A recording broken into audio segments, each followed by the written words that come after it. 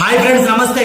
ఈ video Vangalapudi Anitha home minister గారి దగ్గరికి వెళ్ళేలాగా షేర్ చేయండి. ఈ వీడియో అయితే మేడం, మీరు ఫస్ట్ చేయాల్సింది సుగాలి ప్రీతి కేసుని రీఓపెన్ చేయండి. ఆ చట్టాలు ఈ చట్టాలు కాదు, ఫస్ట్ సుగాలి ప్రీతి కేసుని రీఓపెన్ చేయండి. 2017లో మీ టీడీపీ ప్రభుత్వం ఉన్నప్పుడే ఆ చెల్లెమ్మకు అన్యాయం జరిగింది. అతి దారుణంగా రేప్ చేసి ఫ్యాన్ కురేసి చంపేశారు మా చెల్లి సుగాలి ప్రీతిని.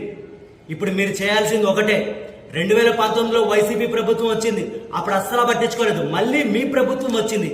ఇప్పటికైనా మీరు సుగాలి ప్రీతి కేసుని ఖచ్చితంగా రీఓపెన్ చేసి ఆ నా కొడుకులకి కఠినంగా శిక్షించాలని చెప్పి ఒక జన సైనికుడిగా నేనైతే కోరుకుంటున్నాను.